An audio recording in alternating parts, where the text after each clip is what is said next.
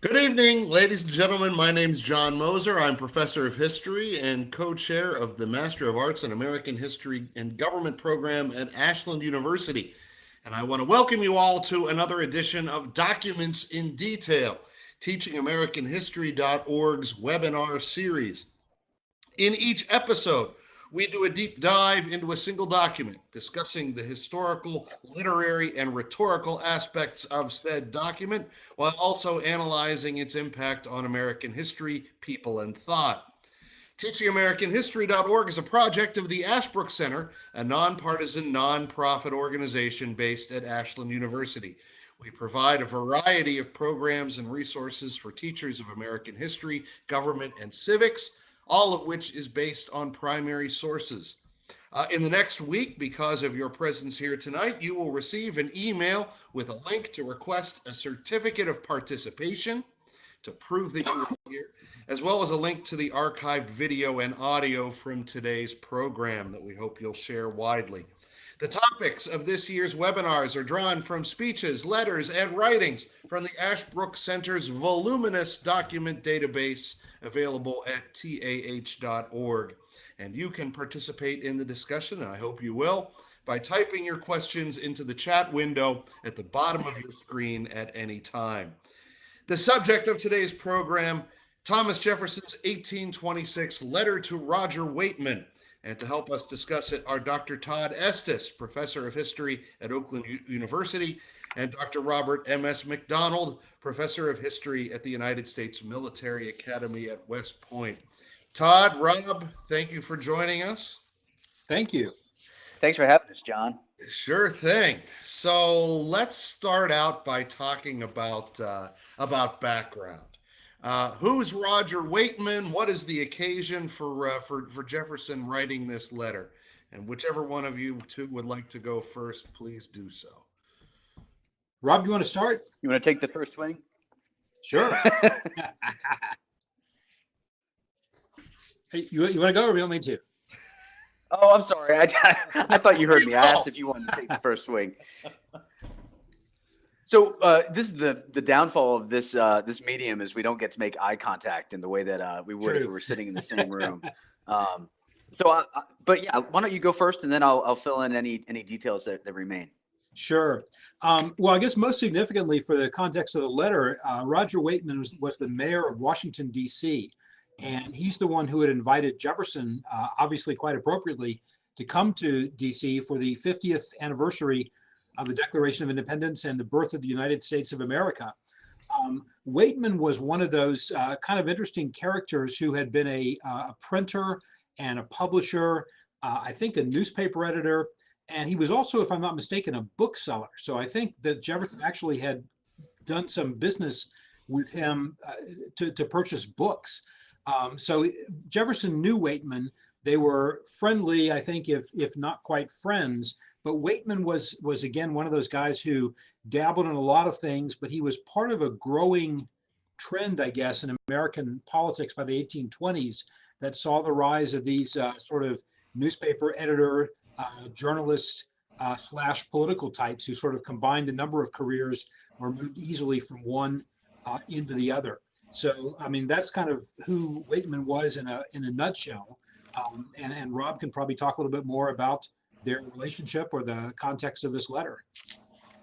Well, sure. So, Washington, D.C., the nation's metropolis, as Weightman once called it, was going to be host to, one of the many celebrations of the 50th anniversary of American independence. And Weightman planned a pretty elaborate set of celebrations for the day. I was, reading in some newspapers from 1826, just how it was organized. And, there was a parade, there were fireworks at night, there was a banquet, speeches were given. So they really put out all the stops. And Weightman prepared for this the month before. And on June 14th, he sent out a bunch of letters, not just to Thomas Jefferson, but to all the living former presidents, as well as the living, signers of the Declaration of Independence. And there was a significant degree of overlap because, of course, both Jefferson and John Adams were signers of the Declaration. A third was Charles Carroll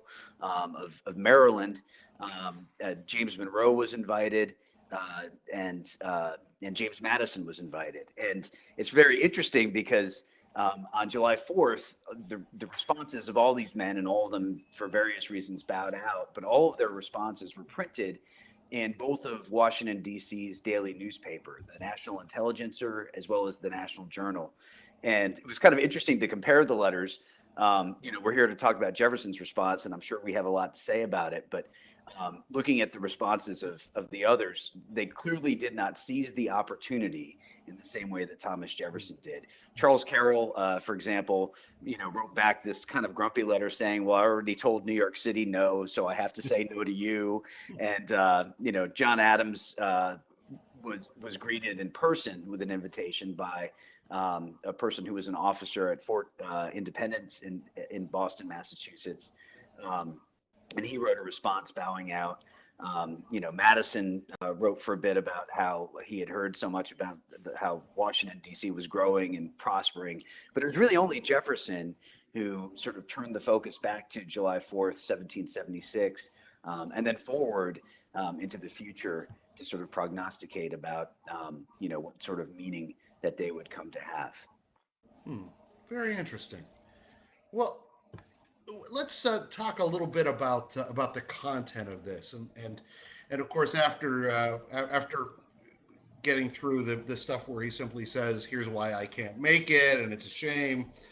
He really gets into the heart of this by saying, "May it be to the world," that is the American independence, "what I believe it will be, the signal of arousing men to burst the chains under which monkish ignorance and superstition had persuaded them to bind themselves." Uh, this is interesting to me because this does not sound like the Declaration of Independence. Declaration of Independence does not talk about religion aside from passing reference to endowed by their creator. But he really does seem to be making a broadside against traditional religion here. Could you comment on that? Why does he bring this up? Well, I'll take the first swipe, I guess. I think Jefferson. I don't know that I agree with your read that he was taking a swipe against traditional religion as a whole. I mean, monkish is pretty specific, and I think that Jefferson was thinking about, in some respects, not churches in general, but the Catholic Church in particular. But Rob, let me interrupt you. I'm a Catholic, so that's traditional religion to me. Right. Well, I'm a Catholic as well, and Jefferson's daughter actually flirted with converting to Catholicism, and I think to his credit, he told her, he said, "Well, don't do anything rash, and wait and think on it, and if after you've spent some time thinking about it, you still want to, I won't stand in your way." But I think what Jefferson didn't like about the Catholic Church was he had attitudes that were shared by a lot of people in the English-speaking world, especially since Britain had basically ironed out all of its struggles regarding, whether it was going to be a Protestant or a Catholic nation. Remember that in the Glorious Revolution, the winning side was Protestant, and it was associated with liberty. And, the Catholic Church was the church of divine right. It was the church of, kings who had been crowned by bishops and popes.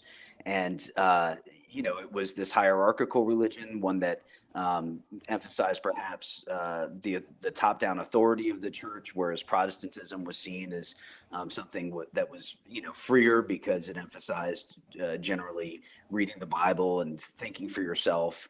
And so I think Jefferson had a very typical American hostility to Catholicism, that reflects basic 18th century, early 19th century attitudes. And so I read that as a more specific swipe than perhaps you do. Okay. Todd. Yeah, well, just for the records, as we're all naming things here, I'm Episcopalian, so I'm somewhat close, I guess. Although Well, that Merry was Christmas to all. that's right. That was the religion of many of Jefferson's Federalist rivals, of course, like John Jay and Hamilton and some others. Um, yeah, I think again, this is. I think I would agree with Rob that it's more of a targeted kind of assault or attack here on the Catholic Church indirectly, and for some of the things that he did not like about that church. And I think we get a sense of how he sees that in the next several lines there, because look at what he contrasts monkish ignorance and superstition to. He contrasts that really to the unbounded exercise of reason and freedom of opinion. And I think those are two things that Jefferson obviously deeply valued and really had valued his entire public career, his entire life, probably. And those are things I think that Jefferson saw standing in stark contrast to for him, the problems of this monkish ignorance and superstition. And so I think for Jefferson, he really set up the one as a foil for the other.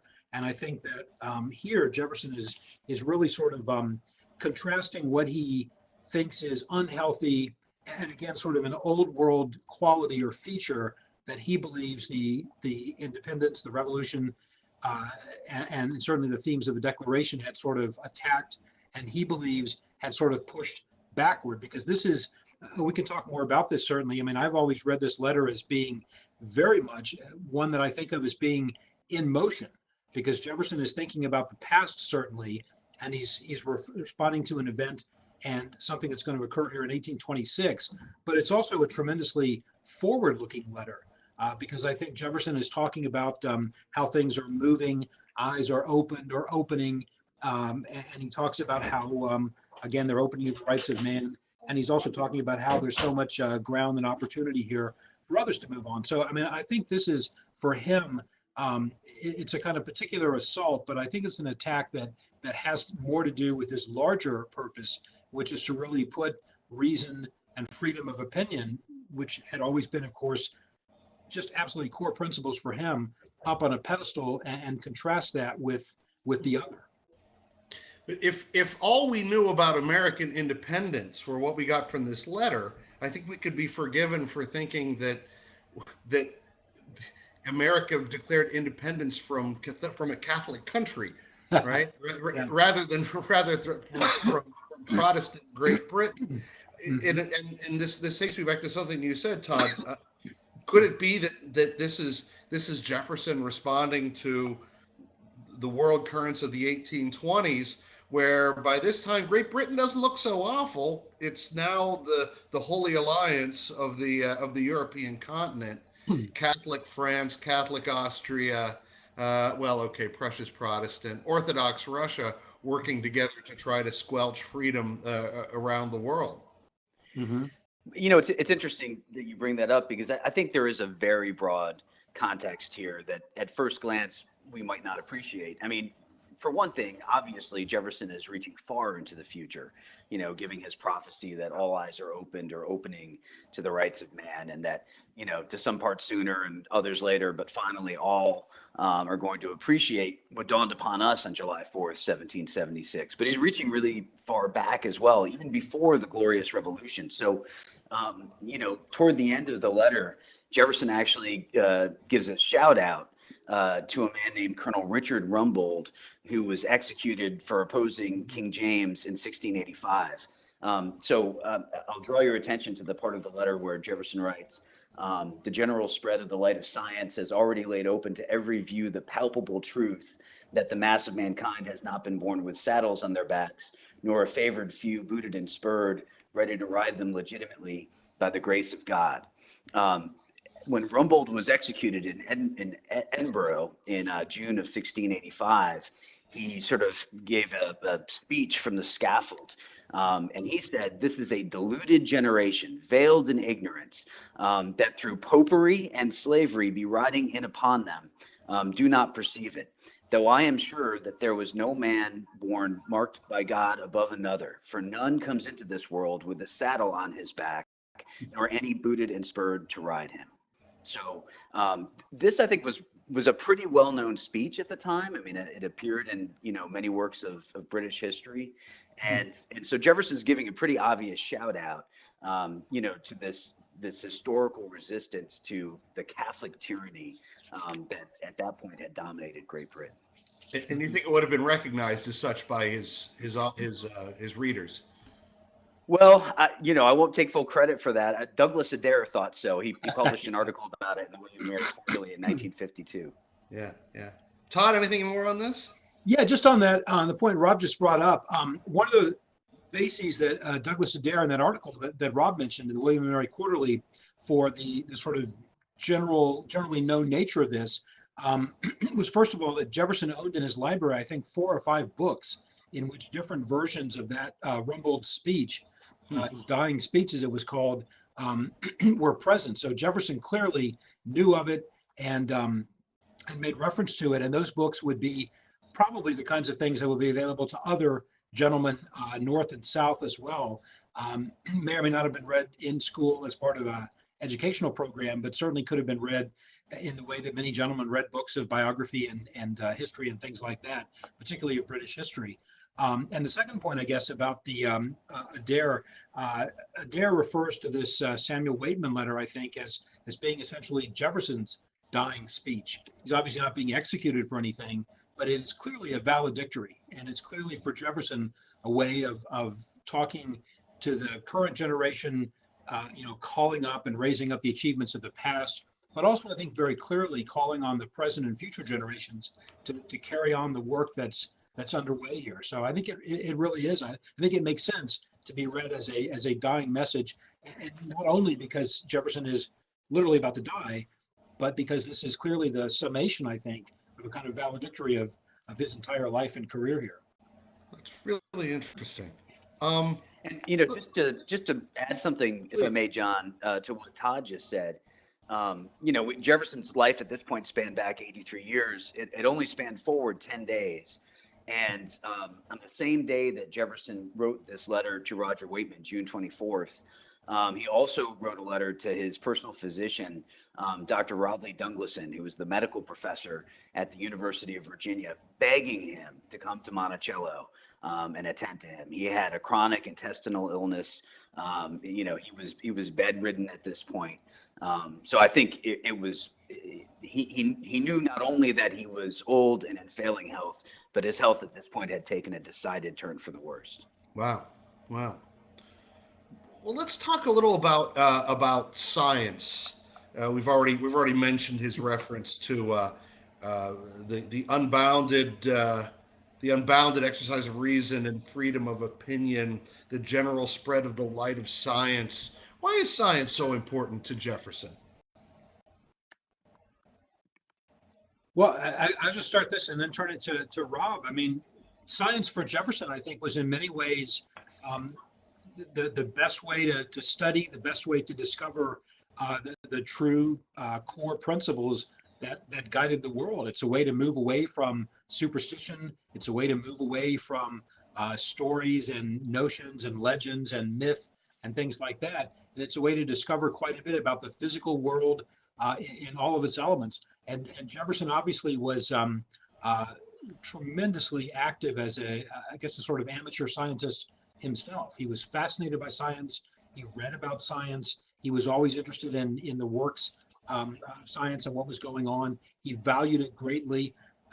And certainly this is for Jefferson, I think, not simply a subject area that he valued for any particular not only for particular reasons, but he also valued it deeply, I think, because he thought that the process of science, the scientific process of experiment and discovery and investigation and correcting errors, that was really the way to go to study almost anything that one might find in the world. And it's a way, again, of moving beyond the legends and myths and superstitions and things of the past. So I think it's both science as a particular kind of discipline, but it's sort of the method of science, scientific method that I think for Jefferson weighed so heavily. Yeah, I mean, I think that's exactly right. And I would only add that when Jefferson used the word science, I think he had a very broad and kind of capacious definition in mind. I mean, he was, for a while the president of the American Philosophical Society, and philosophy was a word that at the time was almost synonymous with science. I mean, it was the study and the love of all knowledge, and there was a science, I think Jefferson would have argued, to architecture, and a science to oratory, and a science to botany, and all of this constituted science. So when he says the light of science, I think really the synonym for that would just be the Enlightenment. Sure. Okay. Well, we mentioned the famous phrase, being born with, mankind has not been born with saddles on their backs, nor a favored few booted and spurred, ready to ride them legitimately by the grace of God. Joe Miller is asking something that I myself was interested in hearing about. Obviously, when we hear that today, we think of slavery, which is going on all around, including at Monticello. Could you comment on whether he may have had that on his mind when he was saying this, or helping us to understand how we might try to square the two?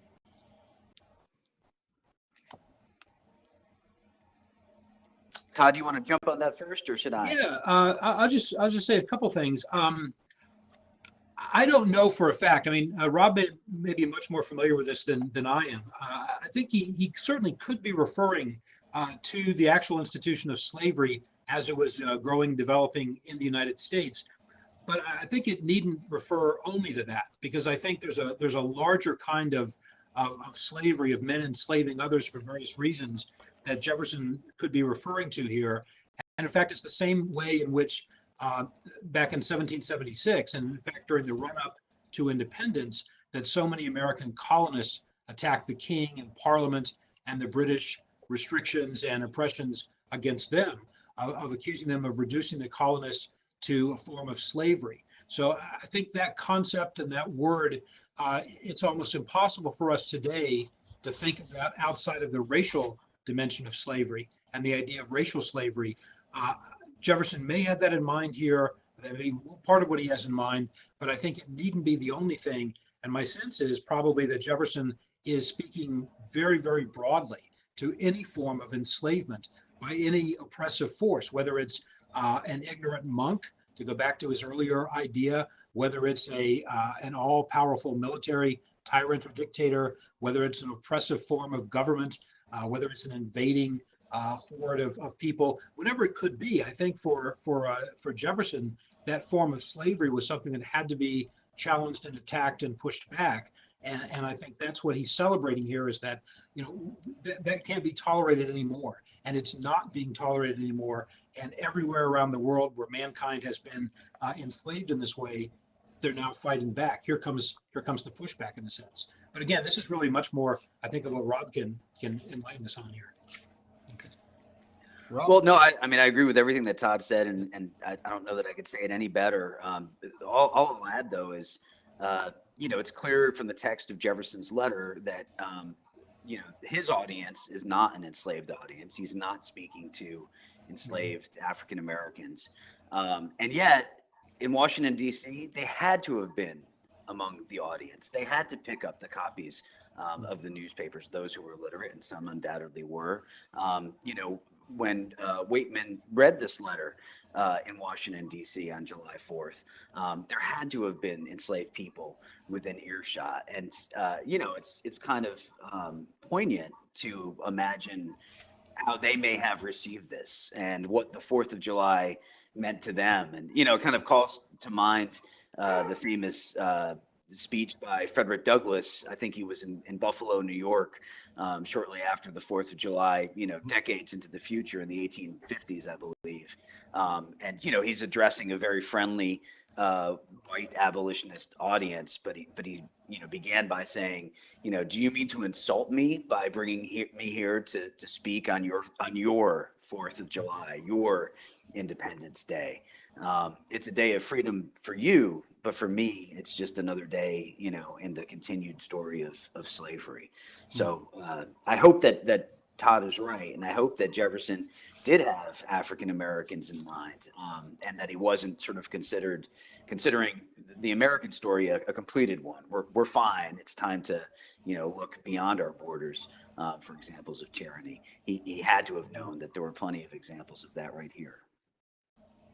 What do we know about the evolution of his views on slavery later in his career? I mean, we know that he didn't release slaves. He didn't feel like he was in a financial position to do so. But were his views on the subject changing, or was he always pretty consistently of the belief that slavery was wrong and was on a course for ultimate extinction? So, I'll just take the first swipe at that one and say that I think it's very fair to say and accurate to say that Jefferson couldn't free his slaves. By the time he was in retirement, he was deeply in debt. He co-signed a loan to the former governor of Virginia, who defaulted on it, and then Jefferson was on the hook for the amount that was owed. And in his terms, I think he owed something like $150,000 by the time he died. And one of the conditions by that point for emancipating slaves in Virginia is that you had to essentially, for each person you freed, you had to post a bond. You had to, not only free the person, but give the government essentially a security deposit for fear that they would become indigent. So Jefferson just couldn't afford that. I think it's also fair to say that many of the people who were enslaved at Monticello were not fully his property because they were collateral, for his creditors. So I don't think he was in a legal or financial position to even think about doing that. On the general issue of slavery, I'd say that his attitude about slavery was pretty consistent, but that his ideas about how best to approach the issue of slavery changed. I mean, I think throughout his life, he understood the wrongness of slavery, and in a way that's very impressive, given how he grew up surrounded by it. I mean, it was a very normal thing for Virginians, and it was a very normal thing for him. His first memory when he was 2 or 3 years old was being carried on a pillow and looking up into the face of an enslaved man. So from the cradle to the grave, Jefferson is surrounded by this institution. One of the first public acts of his life is in 1769 when he co-sponsors a law in the House of Burgesses that would have made it legal to voluntarily free your slaves. That was voted down. Jefferson, as governor of Virginia, spoke about the possibility of gradual emancipation. That was shouted down. Jefferson, as a member of the Confederation Congress, proposed a measure that would have banned slavery in all of the territory west of the Appalachians and east of the Mississippi River, all the way from the Great Lakes down to the Gulf of Mexico. That failed by one vote. As president, he succeeded in ending the international slave trade. So that was a rare success. And then when the Missouri crisis came, he kind of shifted positions. And if early in his life he thought that the best way to go after slavery was isolating it and containing it where it currently existed, by the time you reach the Missouri crisis in 1819 and 1820, he's making the argument that actually it would work better if we diffused it. And I don't think that that's a cynical argument on his part that merely reflects sort of, some people have presented this as a sign of growing Southern parochialism. When you think about where gradual emancipation, was successful, where it was possible, it was in, northern states that had a much lower, population density of enslaved people. So anyway, I hope that's not too long-winded of an answer, and I'm sure that there's more that Todd could add. Well, I would just say first, I think Rob did a very good job of kind of explicating an incredibly complex subject that is just filled with controversy, really from Jefferson's day down to the present. And I think a lot of the really important work on Jeffersonian scholarship in the last 20 years or so has focused on the idea of Jefferson and slavery as an institution, but also Jefferson and his relationship, most obviously with Sally Hemings, but with enslaved persons at Monticello and in general. And I guess the one thing I would add to what Rob noted is just to maybe kind of put a bow on something he said. I think Jefferson was entirely consistent in seeing the institution of slavery as a real problem throughout his public life. As Rob notes, the context kept shifting, his proposed solutions kept shifting, the way he thought about it and described it kept shifting. But I think he consistently saw this as a problem and an issue. It was one that divided the colonies and then the states. It was one that could split the nation in two. And then the whole question, and this is something that I think consumes is probably too strong a word, but it clearly preoccupied Jefferson in his post-presidential retirement years. And we get the fullest flowering of this, I think, in his writings on the Missouri crisis, when he uses the famous idea of the slave bell in the night, and how slavery is this incredibly scary, frightening problem that the nation faces, and if we're not careful, this is going to explode, and we need to think about ways to contain this and solve this and resolve this.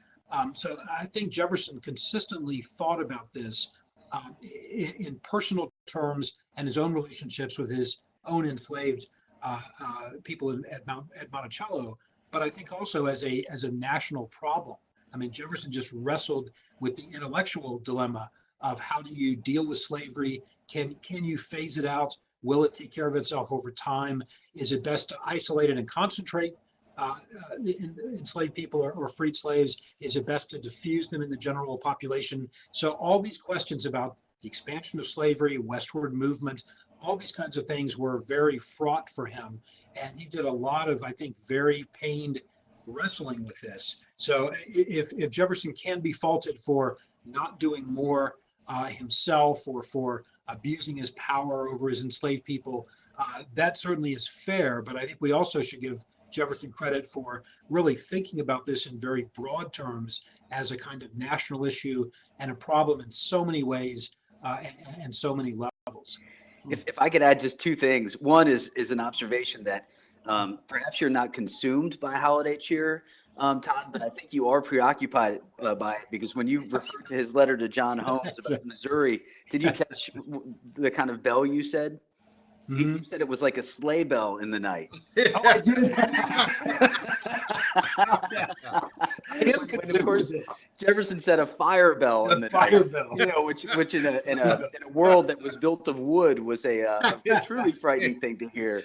Sorry about that. If this had been in July, I wouldn't have said that.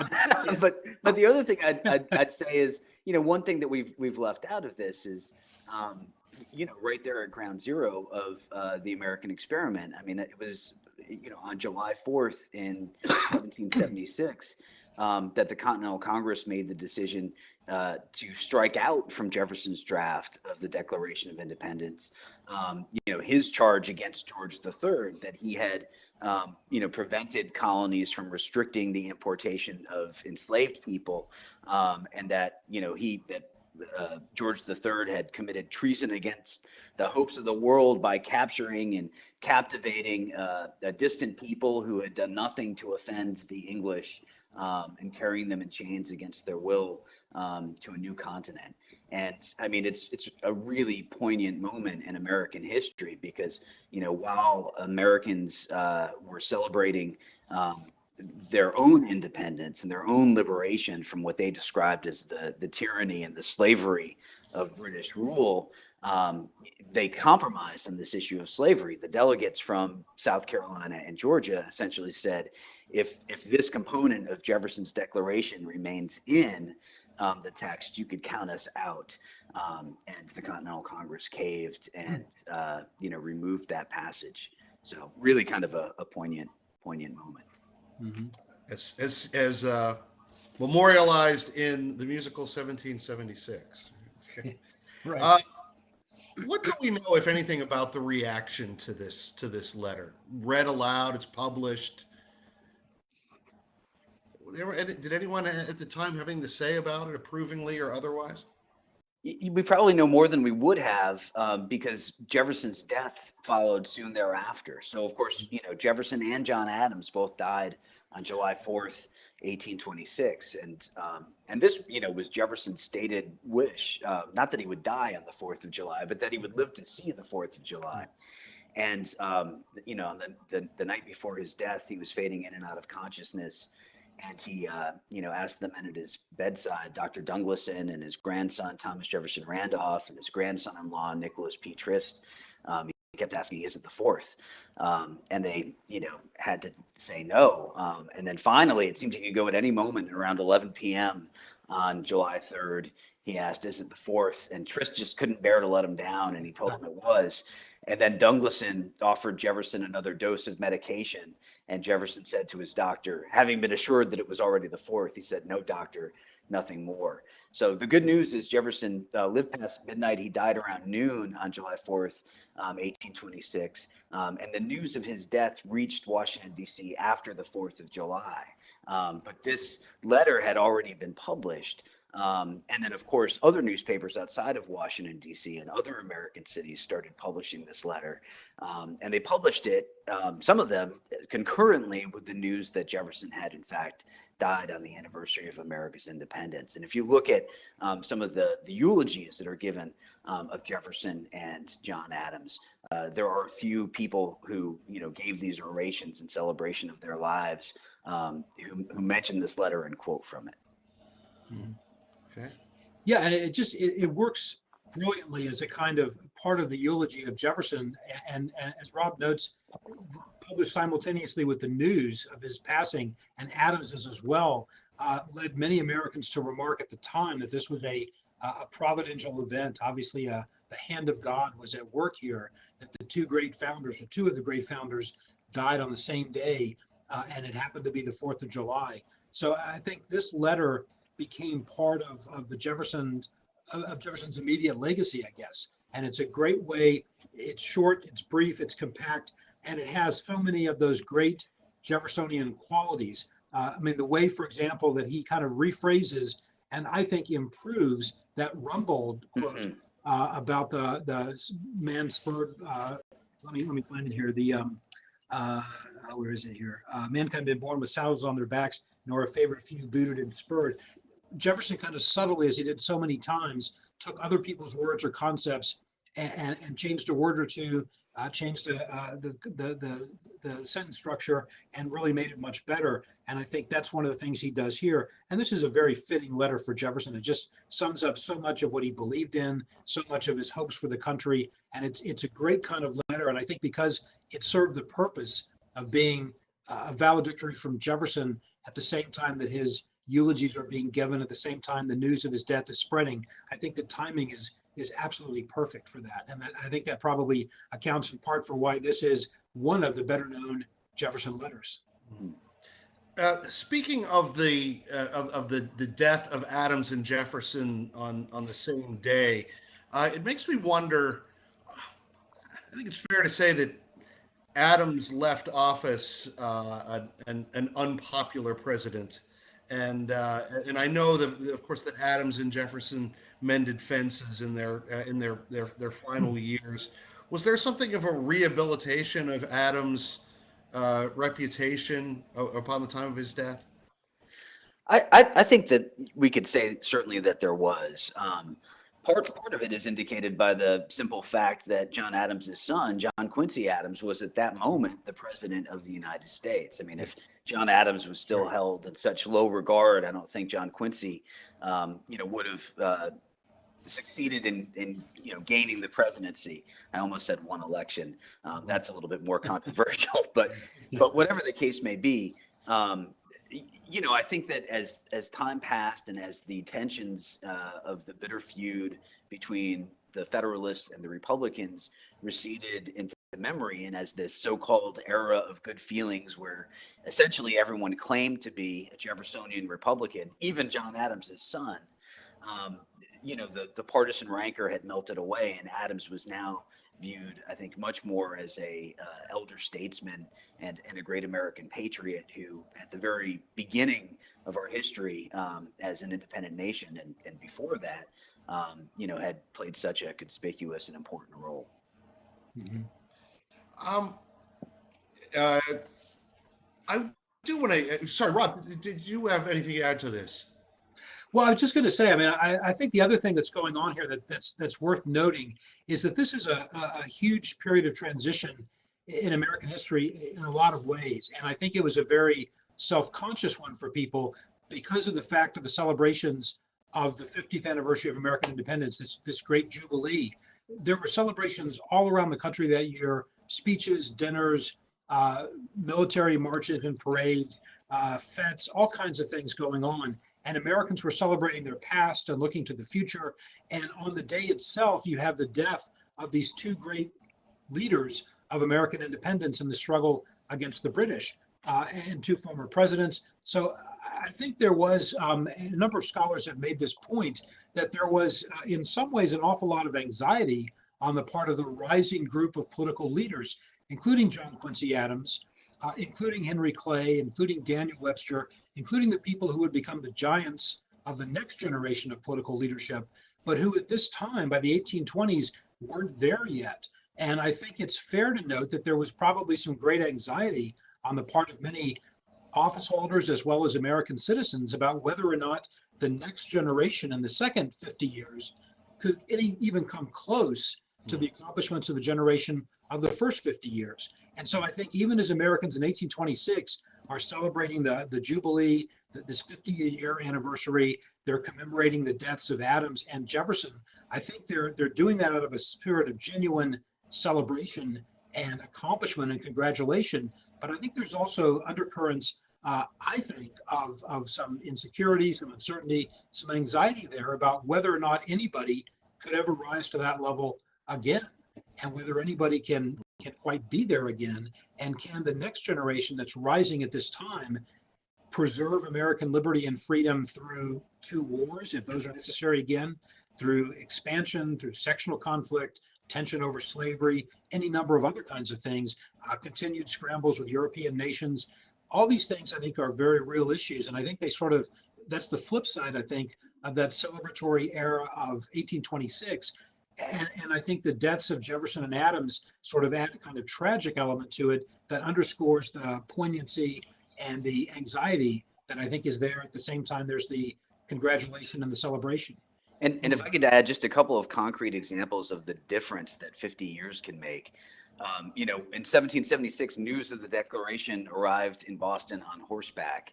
In 1826, news of Jefferson's death arrived in Boston by steamboat. When John Adams was laid to rest, the small band of local dignitaries who were present walked a short distance to a ribbon cutting ceremony that officially inaugurated the opening of the first stretch of railroad track in America that connected the site of the Quincy, Massachusetts quarry to the future site of the Bunker Hill Monument. And when Jefferson was laid to rest, students from the University of Virginia made the walk from the grounds of the university up the hill to Monticello, and standing among them, peering, into the grave of this man who was a fallen pillar of the Enlightenment, was a young man who he would end up quitting the University of Virginia. Later, he would enroll at the United States Military Academy. He wouldn't graduate from West Point either, but he would gain renown as America's greatest romantic poet. And of course, I'm referring to Edgar Allan Poe. So, when you think about just how different these eras were, I think, it was very palpable to the people who were present at the time.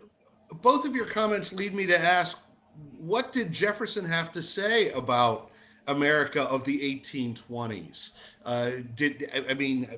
Generally speaking, I imagine he approved of what was going on. What commentary did he make on the politics or culture of the age? Well, I'll take the first crack at this and pass it to Rob. I think it's interesting in these last letters, and even we might talk about the letter to Henry Lee, which is one of our other documents for tonight as well. It's interesting that in these last years, Jefferson is really concerned, I think, with the past, with American history, and with his legacy and his role, and with also trying to prescribe as best he can, knowing that he is about to go off the stage, the proper form of behavior and action and the way to think about key documents or think about key principles that he wants the successive generations of Americans to keep in mind.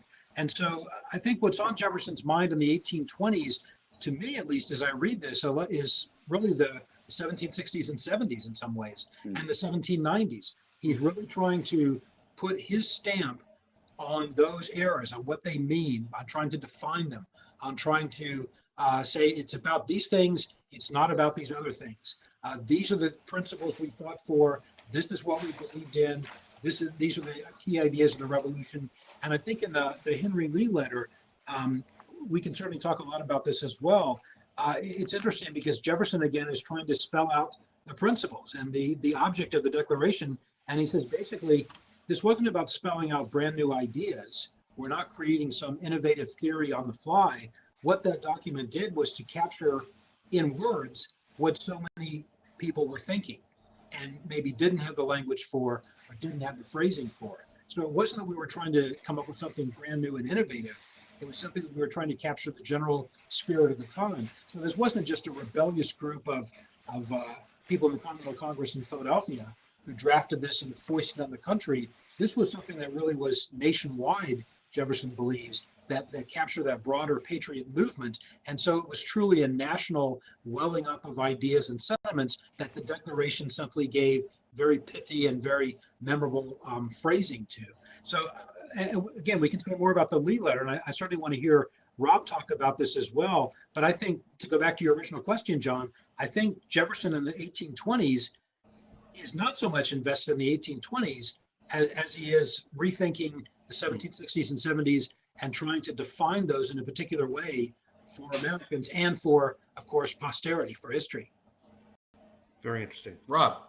Yeah, well, great points, all. And I guess I would just add that, Jefferson, there's a mix of optimism as well as maybe a sense of alienation that he expresses in the last years of his life. He writes a letter to one friend and, says that he feels surrounded by a rising generation whom we know not and who knows not us. And if ever there was a time when there would have been a pronounced generation gap, I think this was it. I mean, this was a period, as we've noted, of profound technological and economic change and growth and displacement. And, increasingly, I think Jefferson feels like he's a relic of the past. As Todd points out, his focus to a large degree is on history and on making sure that history is remembered as he remembered it, and not as, say, rival historians like John Marshall, who wrote The Life of George Washington, cast it, from a Federalist vantage point. And, Jefferson spent a good number of his retirement years searching for friendly historians who would tell the story. He spent a good amount of time preparing his own papers. In 1821 and 1822, he worked on his autobiography. He arranged the papers, slips of paper that had on them sort of anecdotes and stories that he had jotted down soon after they happened, and he arranged those into a collection that a later editor called his Anas. So, I mean, he's very much trying to assemble a documentary record of primary sources, as well as encourage secondary sources, that will tell the story of America's birth and early development as he remembers it. And I think, that concerns him greatly, as Todd pointed out. Thanks. We've already started talking a little bit about the letter to Henry Lee. I think it's a good thing to consider both of these letters together. But when he's referring to, he starts off by saying, with respect to our rights and the acts of the British government contravening those rights, there was but one opinion on this side of the water. That's not right, is it? I mean, I had heard that about a third of the population was in support of independence. About a third was loyal to Britain, and about a third simply didn't care. I mean, is what's Jefferson up to here? Is he misremembering or just being disingenuous? Well, I think he may be misremembering, but I think he's probably being deliberately disingenuous here. I mean, obviously he knows and remembers how fierce those struggles were between patriots and loyalists and those who were on the fence. And there was a sizable part of the American population that remained loyal, obviously, to the British right up to and through the war. And those that sort of the American Revolution is not only a war of independence with the British, it's also obviously a first American Civil War, if you will, because it really did divide families and sections and nations and neighbors and towns and villages. And so this is an attempt, I think, to make it seem far more unanimous, far more harmonious, far more of a sort of uncontested movement, this groundswell for independence, which certainly describes the patriot side of the equation, but obviously does not describe arguably the majority of the colonists who were either loyalists or sort of unaligned in some way or went from side to side. So I think it's an attempt to sort of spin this in a way that makes the movement that Jefferson led far more numerous, far more unopposed, and far more widespread than it actually was.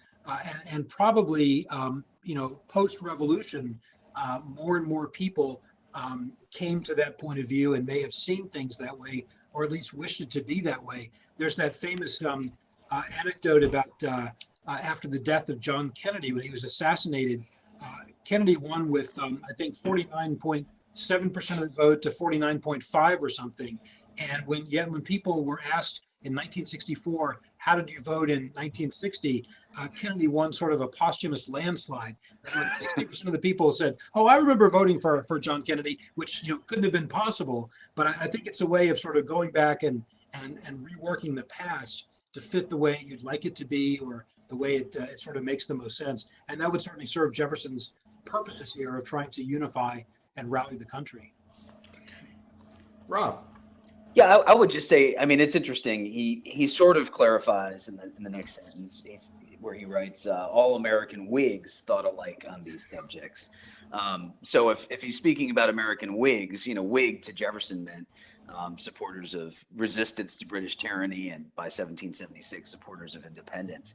But I think you can make an argument that during the course of the War for Independence, the number of people who came to support the cause and who would fall into Jefferson's category of being American Whigs, definitely grows. And not just because some loyalists recant or, move away, but because the British, and I think this is perhaps something that we should give full credit to George Washington too. I mean, Washington had the sense that a long war for independence would work to our advantage, because the longer the British Army spent on our continent, the more time redcoats were on our shores interacting with our people, the more alienated from them our people would feel. The British were notoriously heavy-handed in the ways in which they dealt with the civilian population.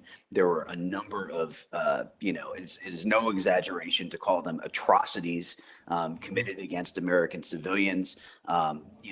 Ports and towns burned to the ground indiscriminately.